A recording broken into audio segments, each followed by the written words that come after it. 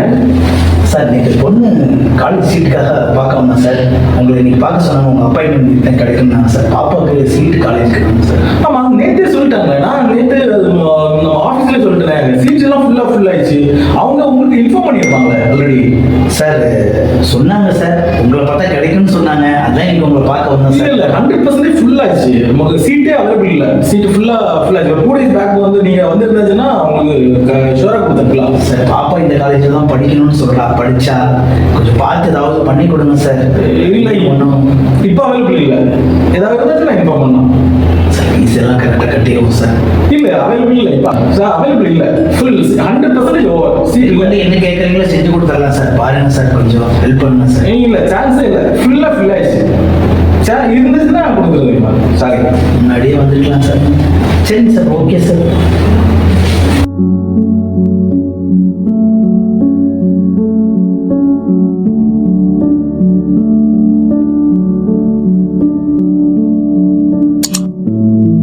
Sir கொஞ்சம் ஒரு நிமிஷம் வாங்க.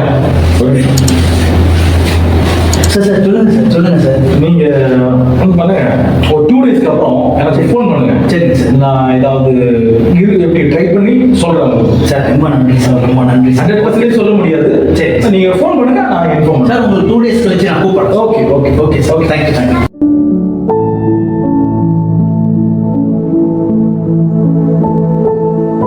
காலேஜுக்கு ஃபோன் பண்ண சொன்னாங்க, ஃபோன் பண்ணுவேன்.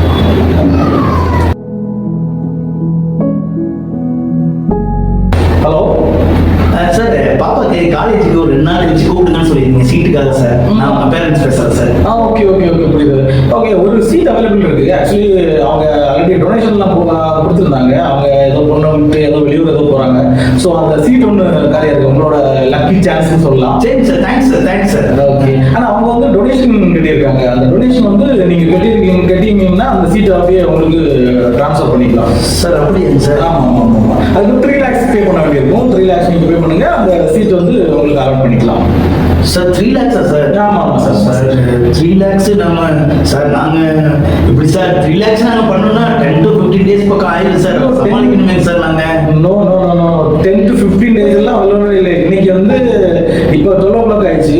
ஒரு 4 மணிக்கு முன்னாடி 4 o'clock பிஃபோர் காலேஜ் க்ளோஸ் பண்ணுறதுக்கு முன்னாடி நீங்கள் ஃபீஸ் பே பண்ணி ஆகணும் சார். இன்னைக்கு 4 மணிக்கா சார்? ஆமாம், இன்னைக்கு தான் சார். இன்னைக்கு 4 மணிக்கு நாங்கள் எப்படி சார் பண்ண முடியும்? 3 lakhs சார். அதெல்லாம் தெரியாது. அதெல்லாம் உங்க சாய்ஸ், உங்க லெவல். உங்களுக்கு தான் சீட்ஸ் வேணும். ஸோ நீங்க பார்த்துக்க முடியும் எப்படி அரேஞ்ச் பண்றீங்க.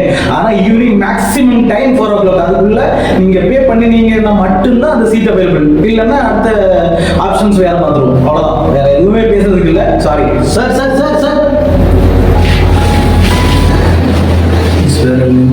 காசு கட்டணும், என்ன பண்றது?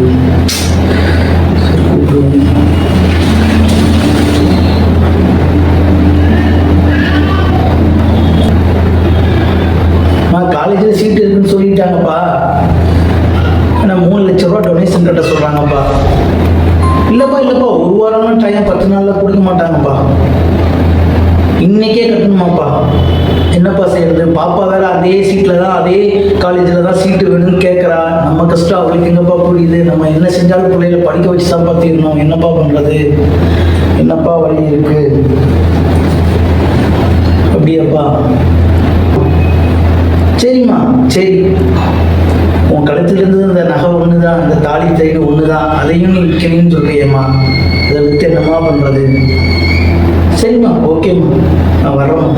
இதே செய்யலாம். வச்சப்பா. வணக்கம் பெற்றோர்களே. இப்போ நீங்கள் பார்த்த வீடியோவுக்கு தகுந்த மாதிரி தான் இன்றைக்கி நம்ம வாழ்க்கை அமைஞ்சிருக்கு. இந்த காலேஜில் படிக்க வச்சா தான் குழந்தைங்க நல்லா இருக்கும், இதில் இருந்தால் தான் நல்லா இருக்குங்கிற கட்டாயத்தை நம்ம அந்த மனநிலையை நம்மளாக உண்டு பண்ணிக்கிட்டோம்.